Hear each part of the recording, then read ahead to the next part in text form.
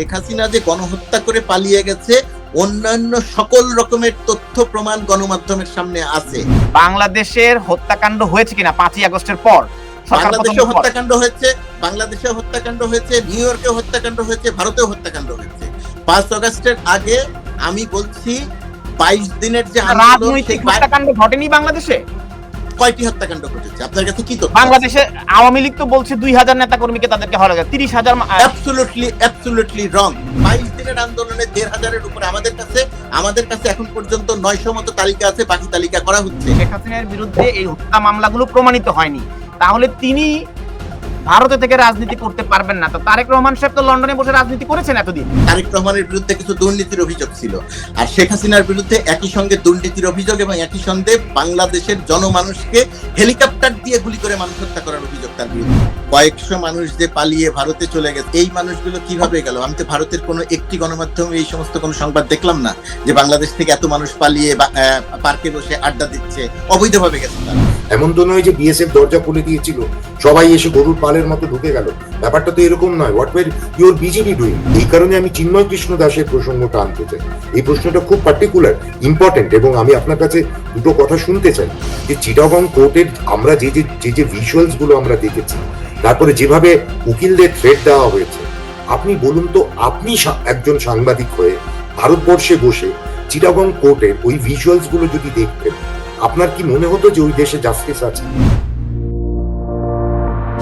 IPCO brand selects only the best products for our customers. আমি দেবদীপ পুরোহিত আপনাকে যদি দয়া করে একটু বলি যে সিরিয়ায় আসাদ সরকারের পতনের পর তিনি দেশ ছেড়ে চলে গেলেন, কিন্তু আমাদের বাংলাদেশ থেকে যখন শেখ হাসিনা সরকারকে উৎখাত করা হলো, তিনি ভারতে চলে গেলেন। কেউ বলছেন পালিয়ে গেলেন, কেউ বলছেন আওয়ামী লীগ বলছে তাকে সেখানে সসম্মানে দিয়ে আসা হয়েছে। কিন্তু প্রশ্নটি হচ্ছে, সেখানে তিনি বসে রাজনীতি করছেন এবং সেখানে বসে তিনি নানা রকমের বক্তব্য দিচ্ছেন, টেলিফোনে কথা বলছেন, জুম মিটিং করছেন, মানে তিনি রাজনীতিতে সক্রিয় হয়েছেন ভারতে বসে। এবং ভারতের এবং বাংলাদেশের পররাষ্ট্র সচিব পর্যায়ে যখন কথা হয়েছে, এই প্রসঙ্গটি এসেছে। আপনি কি মনে করেন যে সম্পর্ক উন্নয়ন এবং বর্তমান সরকারের দৃষ্টিভঙ্গিতে বড় ধরনের পরিবর্তন আসতে পারে এই রাজনীতিতে শেখ হাসিনার ভারতে বসে এই কর্মকাণ্ডগুলো? দেখুন, এক্ষেত্রে শেখ হাসিনার ভারতে যাওয়া নিয়ে যেটা বাংলাদেশে প্রচুর কথাবার্তা হয়, এবং ইন্ডিয়ান গভর্নমেন্টের তরফ থেকে, যদিও আমি ইন্ডিয়ান গভর্নমেন্টের প্রতিনিধি নই, আমিও এটা জানতে চেয়েছিলাম যে উনি কি করে ভারতে এলেন, কেন এলেন, কি বৃত্তান্ত। তো অবভিয়াসলি যে উত্তরটা যেটা এসছে, যে উনি খুব শর্ট নোটিসে উনি ভারতে গিয়ে পৌঁছেছেন। তো এবং ভারতে উনি আছেন এখন, উনি ভারতবর্ষে থেকে, এবং উনি আপনারা যে, এবং এগুলো না একটা, মানে গোলাম ভাই অনেক ভালো জানবেন, he is part of the government and as a veteran সাংবাদিক। সেটা হচ্ছে যে আপনাদের দেশে বিভিন্ন সময় লোকেরা বলেন যে ওনাকে এক্সট্রাডাইট করতে হবে, এবং বাংলাদেশ ফর্মালি ওনার এক্সট্রাডিশন চাইছে কি চাইছে না, সেটা ভারতবর্ষের মিডিয়ার কাছে খুব ইম্পর্টেন্ট একটা বিষয়। এবং আমরা বিভিন্ন সময় জানার চেষ্টা করেছি কোনো ফর্মাল রিকোয়েস্ট কিছু এসছে কিনা। কোনো ফর্মাল রিকোয়েস্ট এখন অব্দি বাংলাদেশ থেকে যায়নি, সেটা আমি লাস্ট 2-3 দিন আগেও জানি। বিএনপির তরফ থেকে বিভিন্ন সময় কিছু বক্তব্য রাখা হয়েছে, ওনাদের তরফ থেকে একটা চিঠিও গিয়েছিল, কিন্তু BNP is a political party, they are not the government. এটা হচ্ছে প্রথম কথা। দ্বিতীয় হচ্ছে যে উনি ওখানে বসে, দেখুন, উনি, আপনারা বলছেন উনি অপরাধী, ফ্যাসিস্ট, সেটা বাংলাদেশের মানুষের কাছে। তো ইন্ডিয়ান লিগাল সিস্টেম, ইন্ডিয়ান যে জুডিশিয়াল সিস্টেম, সেখানে তো উনি অপরাধী নন, এবং ওনার রেসপেক্টে মানে কোনো চার্জেসও নেই। সেখানে উনি ওখানে আছেন, এবং সেখান থেকে কি অ্যারেঞ্জমেন্টে আছেন, কি আছেন, সেটা সত্যিই আমি জানি না।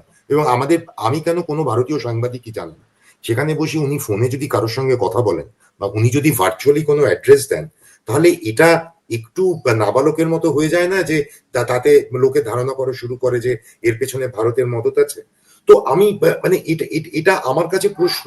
এবং আপনারা যেহেতু বাংলাদেশের লোকেরা, মানে গোলাম ভাই বা আপনাদের পক্ষে জানা এক্ষেত্রে অনেক বেশি সহজ যে এই অ্যারেঞ্জমেন্টটা কি রকম। আমি এই প্রশ্নটা গোলাম মুর্তজাকে করে ফিরছি দেবদীপ পুরোহিত।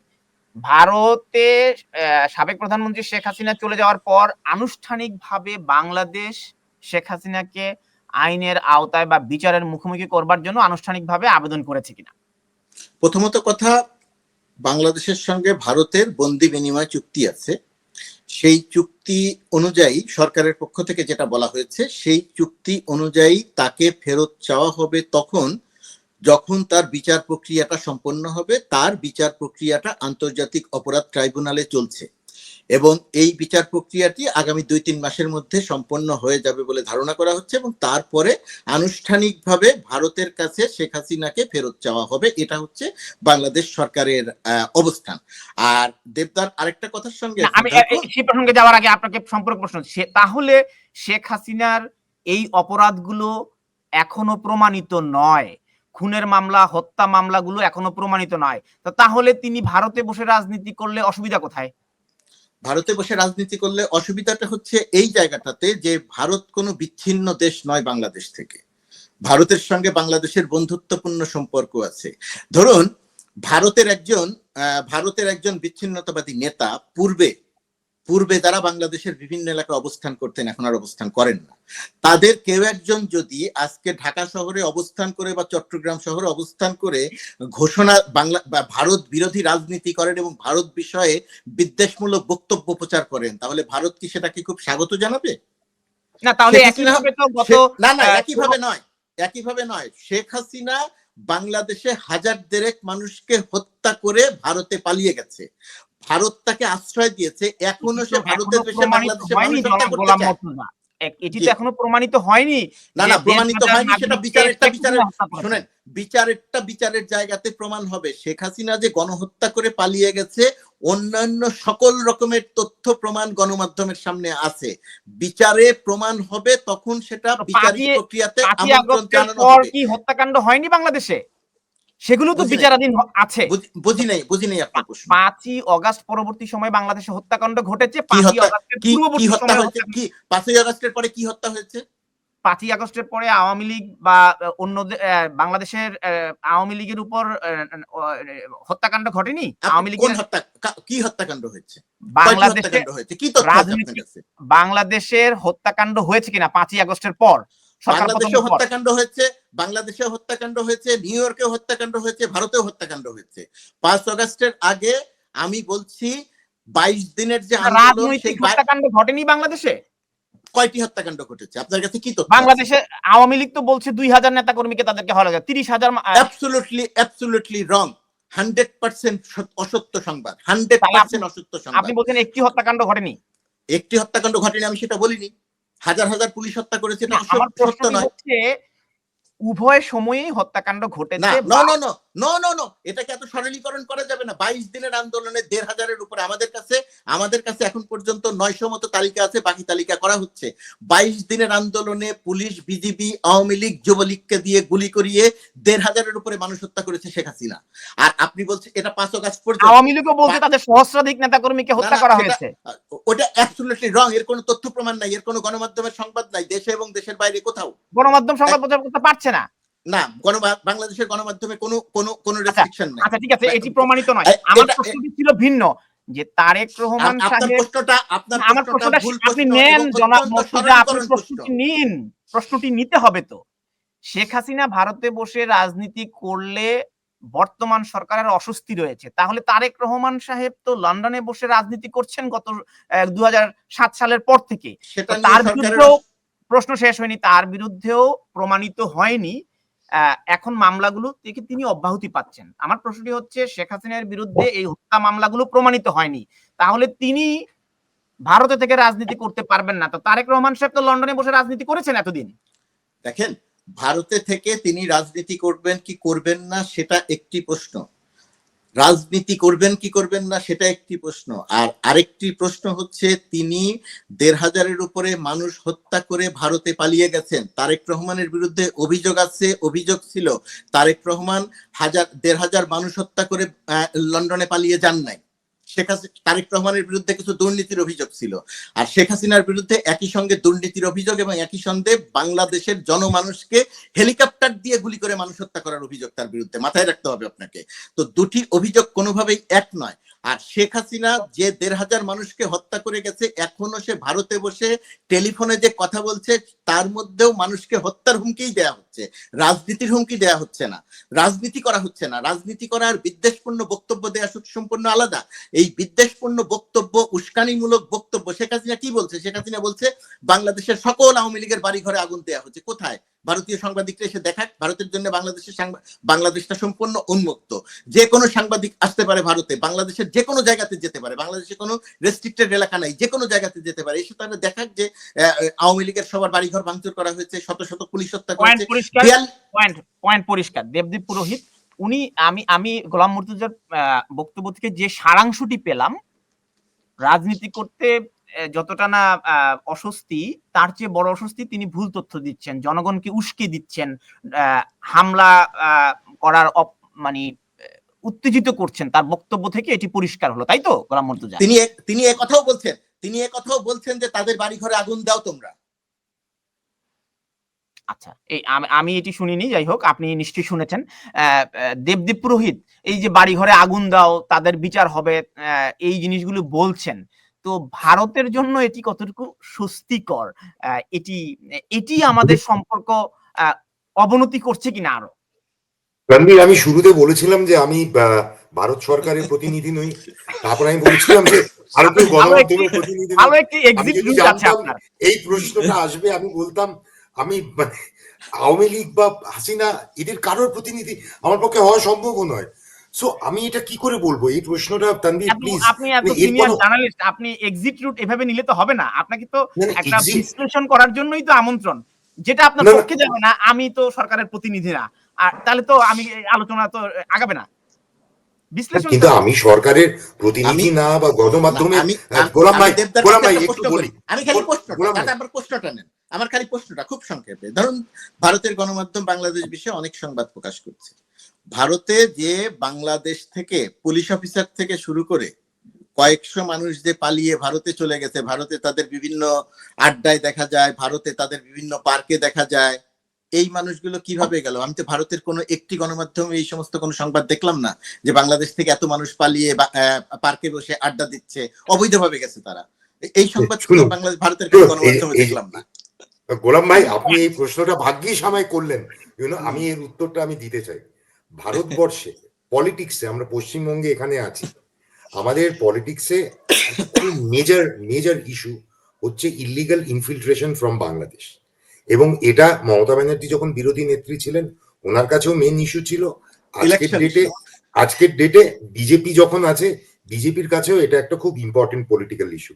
সেক্ষেত্রে আপনারা আপনাদের দেশের নেতা মন্ত্রী বা এদের সবাইকে হয়তো মুখে চিনতে পারেন, বাট আমাদের এখানে তো সবাই তাদেরকে হয়তো চেনে না। সো ইন্ডিভিজুয়ালি গিয়ে, এবং জার্নালিজম, দেখুন ব্যাপারটা কি জানেন তো, দেখুন আপনাদের আপনি দীর্ঘ সময় সাংবাদিকতা করেছেন, এখন সরকারের পার্ট আপনার, আই এক্সপেক্টেড আপনি আরেকটু নিউট্রাল হবেন। আপনার ক্ষেত্রে আপনার বিদ্বেষ টুয়ার্ডস দ্য আর্লিয়ার গভর্নমেন্ট সেটা খুব ক্লিয়ার, হয়তো সেই কারণেই আজকে আপনি ওয়াশিংটনে। বাট মেন ব্যাপারটা হচ্ছে যে আমাদের পক্ষে আপনারা যেভাবে পার্শিয়াল হয়ে, আপনারা যেভাবে চান যে শেখ হাসিনা বা তার দলের লোকেরা শাস্তি পাক, বা এটা তো আমাদের তো সেই দায়িত্ব নেই। এটা আপনাদের সরকার, এবং বর্ডারটা তো শুধু ইন্ডিয়া গার্ড করে না, ওদিকে তো বিজেপিও আছে। এমন তো নয় যে বিএসএফ দরজা খুলে দিয়েছিল, সবাই এসে গরুর পালের মতো ঢুকে গেল, ব্যাপারটা তো এরকম নয়। What were your BJP doing? আমি তো এটাও জানি যে আপনাদের তো হাসিনার সরকারের একজন খুব বড় মন্ত্রী অ্যারেস্ট হয়ে গিয়েছিলেন, তারপর আপনাদের আর্মির লোকেরা টাকা খেয়ে তাকে বিদেশে পাঠিয়ে দিয়েছে, আপনারা তো এগুলো জানেন। সো আপনাদের লেভেলের দেশের করাপশনের কথা তো আপনি জানেন। So then why are you blaming us for that, right? এবং এটা আমাদের এই ব্লেম করা যায় না। এবং তানভীরের যে প্রশ্নটা ছিল যে উনি এখানে বসে বলছেন, তো সেটা ভারতের জন্য বিড়ম্বনা কি বিড়ম্বনা নয়, সেটা আমাদেরও প্রশ্ন। আমরাও তো জানার চেষ্টা করি যে উনি কোথায় আছেন, কি আছেন, আমাদের কাছে কোনো ইনফরমেশন নেই। এবং we want to know more about it. এবং এর আগে ওই সাংবাদিকতার ওই ব্যাপারটা নিয়ে যখন গোলাম ভাই কথা বলছিলেন, আমার মাথায় একটা জিনিস থেকে গেছে আর কি, এই জিনিসটা আমি না বলতে পারলে আমার রাত্রিরে ঘুম হতো না। তো আমি সেটা আপনাকে বলতে চাই যে আপনি বারবার বলে যাচ্ছেন যে ভারতীয় সংবাদ মাধ্যমে যে খবরগুলো বেরোচ্ছে ভুল বেরোচ্ছে, কিন্তু আপনি কোনো একটা জায়গায় আমরা এটা শুনতে পারলে খুব ভালো হতো। এবং যেটা আপনি বলে গেলেন যে আমি কখনোই বলবো না যে আপনি ভুল ভুল তথ্য দিচ্ছেন, কিন্তু আমার মনে হয় যে আমিও তো পাঠক, আমিও তো সকালবেলা থেকে উঠে যেহেতু বাংলাদেশ নিয়েও লিখি এবং বাংলাদেশকে ভালোবাসি, আমি শুরুতেই বললাম, তা বাংলাদেশের খবরাখবর আমি পড়ি। 5ই আগস্টের আগে থেকে আমি, আমার সব গুগল অ্যালার্ট দেওয়া আছে, তা আমি প্রত্যেকটা কাগজ পড়ি।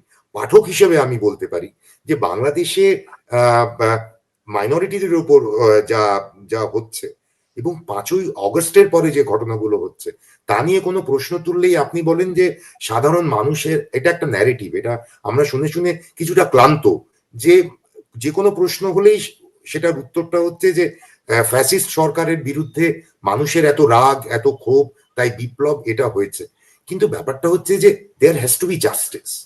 এই যে আমি এই কারণে আমি চিন্ময় কৃষ্ণ দাসের প্রসঙ্গটা আনতে চাই, এই প্রশ্নটা খুব পার্টিকুলার ইম্পর্টেন্ট, এবং আমি আপনার কাছে দুটো কথা শুনতে চাই যে চিটাগং কোর্টের আমরা যে যে যে যে ভিজুয়ালস গুলো আমরা দেখেছি, তারপরে যেভাবে উকিলদের থ্রেট দেওয়া হয়েছে, আপনি বলুন তো, আপনি একজন সাংবাদিক হয়ে ভারতবর্ষে বসে চিটাগং কোর্টের ওই ভিজুয়ালস গুলো যদি দেখতেন, আপনার কি মনে হতো যে ওই দেশে জাস্টিস আছে? তো এই প্রশ্নগুলো তুলছে ভারতীয় সংবাদ মাধ্যম, whether the justice system prevails or not.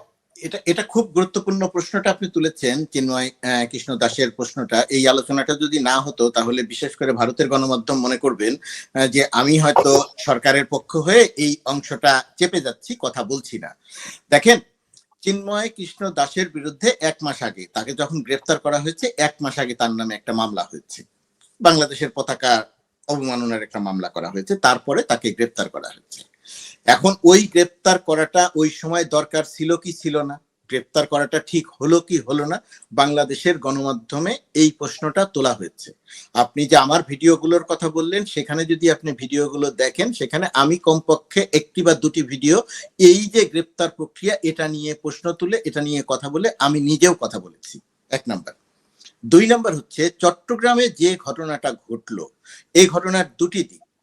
একটি দিক হচ্ছে, চিন্ময় কৃষ্ণ দাসকে যখন আদালতে আনা হচ্ছিল, আনার সময়ে সেখানে হিন্দু সম্প্রদায়ের বহু মানুষ সেখানে জমায়েত হয় এবং তার বিরুদ্ধে প্রতিবাদ করে, তাদের অনুভূতির তার প্রকাশ করে। এটা একটা দিক ছিল। একই রকম ভাবে আইনজীবী সহ এর বিপক্ষেও আরেকটা গ্রুপের অবস্থান ছিল, এবং 2 গ্রুপের যখন একটা সাংঘর্ষিক অবস্থা চললো, সেই সাংঘর্ষিক অবস্থার মধ্যে ঘটনা ঘটলো কি, একজন আইনজীবীকে কুপিয়ে হত্যা করা হলো। কুপিয়ে হত্যা করা যে প্রক্রিয়াতে ঘটেছে, যে জায়গাটা ঘটেছে, যে অঞ্চলটাতে একদিকে আইনজীবীরা ছিলেন, আরেকদিকে হিন্দু সম্প্রদায় বা ইসকন সমর্থকরা ছিলেন, হত্যাকাণ্ডটা সংগঠিত হয়েছে ইসকন সমর্থকরা যে অঞ্চলটিতে ছিলেন, যে জায়গাটিতে ছিলেন, সেই জায়গাতে।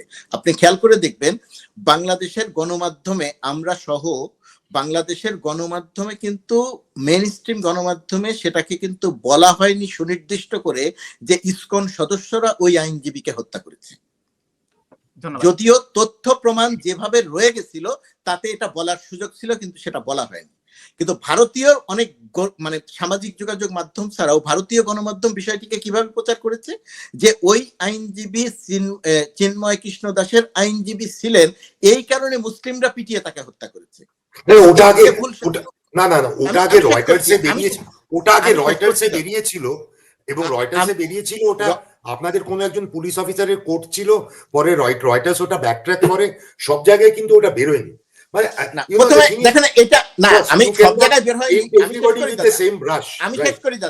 আমি শেষ করি। এই যে একজন মুসলিম আইনজীবীকে হত্যা করা হলো, ধারণা করা হচ্ছিল যে চট্টগ্রামে হিন্দু মুসলিম দাঙ্গা লেগে যাবে, কারণ ওই মুসলিম আইনজীবীকে হত্যা করার পরে পরিস্থিতি এতটাই উত্তপ্ত ছিল। সামাজিক রাজনৈতিক সংগঠন এবং সরকারের উদ্যোগের ফলে, আইনজীবীদের উদ্যোগের ফলে ওই ঘটনার পরে একটি হিন্দু বাড়িও আক্রমণ হয়নি চট্টগ্রামে, একটি বাড়িও আক্রমণ হয়নি একজন আইনজীবী হত্যার পরে। সুতরাং ওই চিন্ময় কৃষ্ণ দাসকে গ্রেপ্তার করা, তার পক্ষে আইনজীবী দাঁড়াতে না পারা, তার জেলে থাকা, এটা যেমন সত্যি, একই রকম ভাবে সত্যি যে সরকার এবং সামাজিক সাংস্কৃতিক সংগঠনের উদ্যোগের ফলে হিন্দু মুসলিম কোনো দাঙ্গা সেখানে লাগেনি, এটাও খুব বড় সত্যি। আরেকটা দেখেন, আরেকটা ঘটনা, যেমন রমেন রায় একজন আইনজীবী, তিনি শাহবাগে, ঢাকার শাহবাগে আক্রান্ত হয়েছেন। কিভাবে আক্রান্ত হয়েছেন সেটা এখনো পরিষ্কার নয় কারো কাছে। সেটাকেও ভারতের সামাজিক যোগাযোগ মাধ্যম এবং গণমাধ্যম প্রচার করেছে যে তিনি চিন্ময় কৃষ্ণ দাসের আইনজীবী ছিলেন, এই কারণে তাকে পিটিয়ে আহত করা হয়েছে এবং তিনি কমায় আছেন। এই ঘটনাগুলো ভারতের গণমাধ্যমে এসেছে, ঘটেছে। কিন্তু আমাকে 2-3 মিনিট সময় দিতে হবে শেষ করার আগে। আমি জানি টাইম ইজ রানিং অ্যাওয়ে। আমি কিছু ব্রিফ পয়েন্টস বলবো।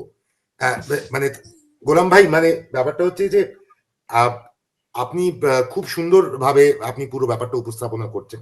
আমি জাস্ট কয়েকটা প্রশ্ন ছেড়ে যাচ্ছি আপনার জন্য, পরে আমরা we will exchange our phone numbers and we will talk. এটা হচ্ছে যে আপনার বিভিন্ন কথায় একটা জিনিস হয় যে আমরা যখন খবরের কাগজে নিউজ রুমে যখন ছোট বাচ্চা রিপোর্টার যখন খবর আনে বা এই আনে, তখন আমরা বোঝানোর চেষ্টা করি একটা মানুষও যদি মারা যায়, একটা মানুষের সঙ্গেও যদি কোনো অন্যায় হয়, that is a news for us. কিন্তু আপনি বিভিন্ন সময় বলে যাচ্ছেন 5ই আগস্টের আগে 1000 এত মারা গেছিল, তারপরে কেউ মারা যায়নি। মানে আপনি বারবার বলার চেষ্টা করছেন যে 5ই আগস্টের আগে অব্দি আপনাদের যে ন্যারেটিভটা ছিল সেই ন্যারেটিভটা রাইট, মানে অপোজিশন তারা যখন ছিল সরকার বিরোধী। আর আজকে 5ই আগস্টের পরে যারা সরকার বিরোধী তাদের যে ন্যারেটিভটা, মানে 5ই আগস্টের আগে বিরোধীদের ন্যারেটিভ ঠিক, 5ই আগস্টের পরে বিরোধীদের ন্যারেটিভ ভুল। এই ব্যাপারটার মধ্যে না একটা পক্ষপাত আছে। তো আপনি একজন সিনিয়র সাংবাদিক, তাই আপনার কাছে এটা আমি আশা করি না। এটা হচ্ছে প্রথম। আমার দ্বিতীয় যে পয়েন্টটা আমি আপনাকে যেটা বলতে চাই, দিস আর লজিক্যাল কোয়েশ্চেন্স, হ্যাঁ, আপনার পছন্দ নাও হতে পারে। দ্বিতীয় হচ্ছে যে চিন্ময় কৃষ্ণ দাসের ক্ষেত্রে যে সেডিশনের যে মামলাটা, it's an open and shut case, তার ভিডিও আছে। এবং সেটার ক্ষেত্রে আমি আপনাদের বাংলাদেশের সিনিয়র আমি ব্যারিস্টারদের সঙ্গে কথা বলেছি, তার জন্য ওনার এতদিনের ইনকারসারেশনটা এটা কি ঠিক, এটার কোনো দরকার নেই। এবং সেক্ষেত্রে government could have had a role. এবং যেখানে লাস্ট দিন ওনার বেল পিটিশনটার ক্ষেত্রে যেটা হলো যে ওনার পক্ষে কোনো উকিল দাঁড়ালো না, সেখানেও আপনাদের জুডিশিয়াল সিস্টেমে এটা আছে, আমাদের এখানেও আছে, সেটা হচ্ছে যে আমাদের দেশে কাসাবের জন্য উকিলের ব্যবস্থা করা হয়েছিল। আপনার অ্যাডমিনিস্ট্রেশন বা প্রসিকিউশন কেন তার জন্য উকিলের ব্যবস্থা করতে পারে? সেকেন্ড। থার্ড হচ্ছে ইভেন জাজ নিজের ডিসক্রিশনে উনি বেল দিতে পারেন, because bail should be the norm and jail should be an exception. এবং এই ভদ্রলোক কোনো মানুষকে গুলি করেননি, কোনো আপনার দেশে জঙ্গি সংগঠন হিজবুত তাহরির তারা গিয়ে কলেজ ইউনিভার্সিটিতে প্রফেসরদের ভয় দেখিয়ে তারা রিজাইন করায়, তারা রাস্তায় ঘুরে বেড়াতে পারে, আর একজন মংকে আপনারা এবং তার অর্গানাইজেশনকে টেরোরিস্ট বলে আপনারা ভেতরে বন্ধ করে দেন এবং তারপরেও বলেন justice prevails. It is not right.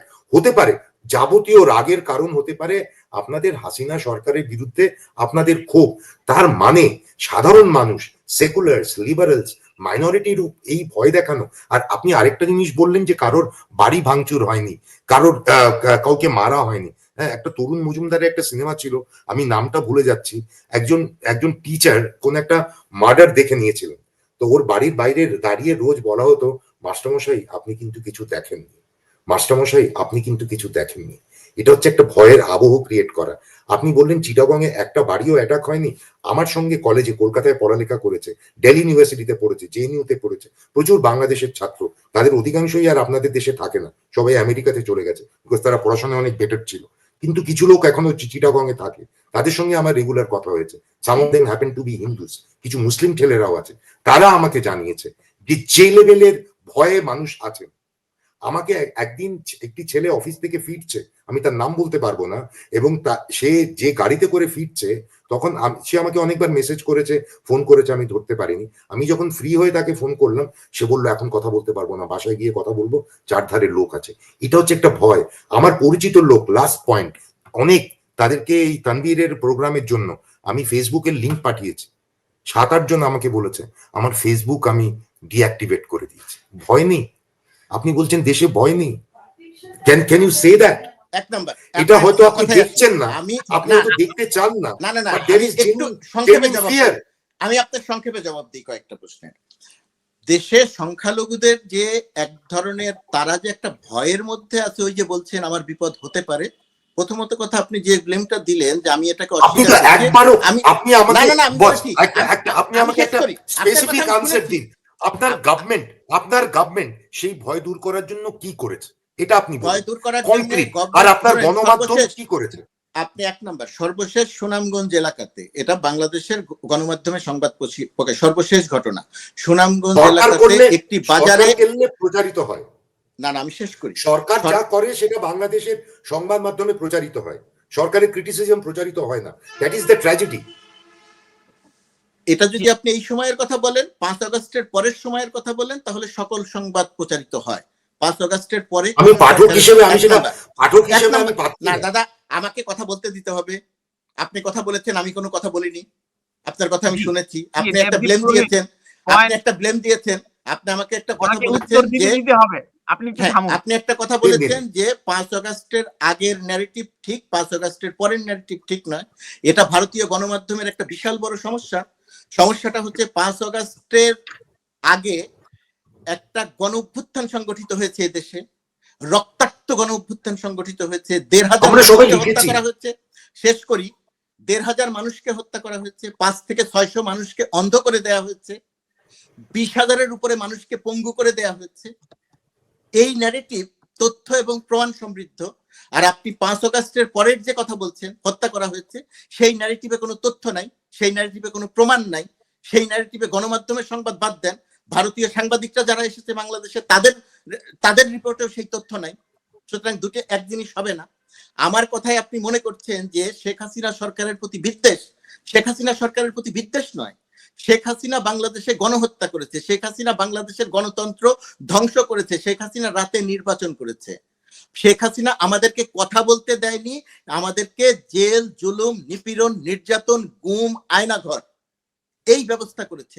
সেই তথ্যগুলো যখন প্রকাশিত হয় তখন মনে হয় যে আমরা শেখ হাসিনার বিরুদ্ধে বিদ্বেষ ছড়াচ্ছি। ইসকনের যে ঘটনা আপনি বলছেন, চিন্ময় কৃষ্ণ দাসের যে ঘটনা আপনি বলছেন, তার যে জামিন না পাওয়ার কথা আপনি বলছেন, তার পক্ষে আইনজীবী না দাঁড়ানোর যে কথা বলছেন, সেটা আমাকে অনেক বেশি বিব্রত করে। আমি ওই সাংবাদিকতা সারা জীবন করি নাই যে সাংবাদিকতায়, সেটা ভারত হোক আর পৃথিবীর অন্য যে কোনো দেশ হোক, আমার পক্ষ হোক অথবা প্রতিপক্ষ হোক, আমি সেটার সত্যটাকে চাপা দিয়ে অসত্যটা প্রতিষ্ঠিত করব। আমার সাংবাদিকতার রেকর্ডে আপনি খুঁজে দেখেন, কোথাও কোনো জায়গাতে এমন সামান্যতম কোনো তথ্য পাবেন না। ইসকন নেতা চিন্ময় দাসের ক্ষেত্রে যে কথাগুলো আপনি বলছেন, তার আর আমি যে একেবারে পুরো বিষয়টিকে অস্বীকার করে আমি বলছি সবকিছু ঠিক আছে, সবকিছু জায়েজ আছে, এই কথা আমি বলছি না। ওটা আমার জন্য বিব্রতকর একটা অধ্যায়। শুধুমাত্র ওই জায়গাটা, কোনো আক্রমণ হয়নি, আমি এই কথা কখনোই বলিনি। আমি বলছি একজন আইনজীবীকে হত্যা করার পরেও যেখানে ধারণা করা হচ্ছিল, আমরা নিজেরাও আশঙ্কায় ছিলাম যে চট্টগ্রামে বিপুল আকারে হিন্দু মুসলিম দাঙ্গা লেগে যাবে কি না।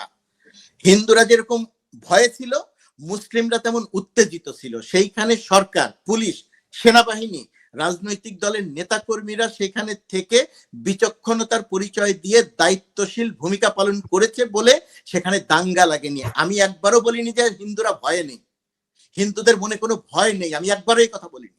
আমি আমার পূর্বেই বলেছি যে তাদের মনে একটা শঙ্কা আছে। তা আপনাকে যদি আজকে যদি এখন আপনি একজন হিন্দুর সঙ্গে র্যান্ডমলি ফোন করেন, চট্টগ্রাম বলেন আর যে কোনো জায়গায় বলেন, তারা বলবে যে না আমরা ভয়ে আছি, আমরা শঙ্কায় আছি। সরকারের দায়িত্ব কি? আমাদের সরকারের দায়িত্ব কি? সরকারের দায়িত্ব হচ্ছে আপনার মনে যে ভয় আছে সেই ভয়টা দূর করা। এক্স্যাক্টলি। সেই দূর করার জায়গাটাতে সরকারের কিছু সীমাবদ্ধতা আছে। সেই সীমাবদ্ধতাটা আমরা কেন সরকারের সমালোচনা, আমি সাংবাদিক হিসেবে বলছি, আমি প্রেস মিনিস্টার হিসেবে সরকারের অংশ হিসেবে বলছি না, কেন সরকার সেই কাজটি পুরোপুরিভাবে করতে পারছে না এখন পর্যন্ত, বা করার ক্ষেত্রে কিছু দুর্বলতা আছে, সেই দুর্বলতার কিছু বেসিক কারণ আছে। যে আমার পুলিশ বাহিনী, আমি একটু থামাচ্ছি আপনাকে, জনাব গোলাম মুর্তুজা, বিনয়ের সাথে একটি স্ক্রিনে তথ্য দেখিয়েছি, আপনি ওটা আমার কাছে জানতে চেয়েছিলেন যে সরকার পতনের পরদিন কোথাও কোনো ঘটনা ঘটেছে, হত্যাকাণ্ড হয়েছে, এর প্রমাণ কোথাও নেই। বাংলা ট্রিবিউনের একটি সংবাদ আমি একটা পেলাম আপনার সাথে কথা বলতে বলতে, সরকার পতনের পর 26 দিনে 284 জন নিহত হয়েছে। এই সংবাদটি ছেপেছে বাংলা ট্রিবিউন, এবং অজ্ঞাত 354 জন, শিক্ষার্থী 41 জন, আইন শৃঙ্খলা বাহিনী 47 জন, সাধারণ মানুষ 83 জন, বিএনপি কর্মী 11 জন, আওয়ামী লীগ কর্মী 50 জন।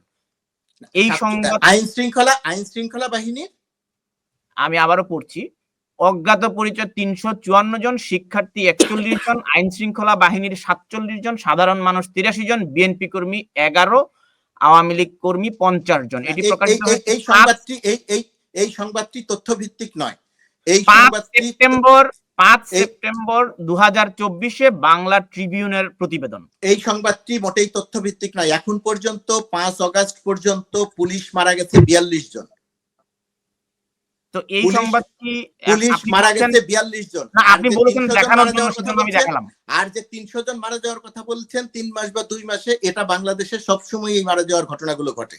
এটা ভারতেও ঘটে, বাংলাদেশেও ঘটে, অন্য জায়গাতেও ঘটে। বাংলাদেশের আইন শৃঙ্খলা পরিস্থিতি পূর্বে খুব খারাপ ছিল, এখন একেবারে হঠাৎ করে খুব ভালো হয়ে গেছে এরকম বলার কোনো কারণ নাই।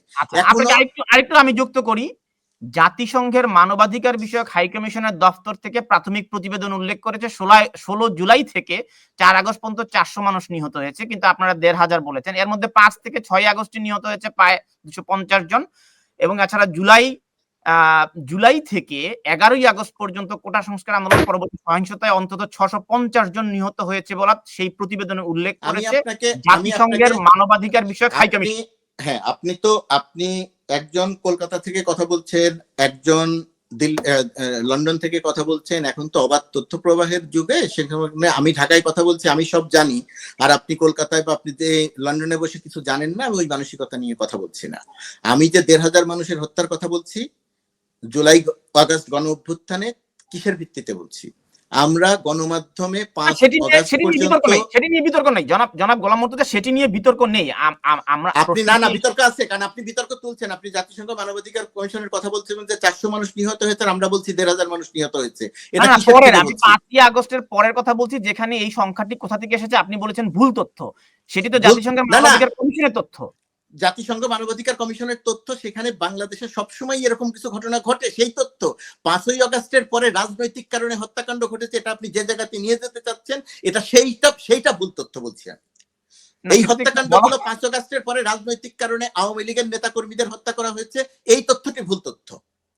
হত্যাকাণ্ড একটিও ঘটেনি, সেটা সত্য নয়। আপনি 47 জন পুলিশের কথা বলেছেন, আমি বলছি সেটা ভুল তথ্য। পুলিশ মারা গেছে 42 জন, সেটা 5 আগস্ট পর্যন্ত। 5 আগস্টের পরে পুলিশকে হত্যা করা হয়নি। এটা ধন্যবাদ।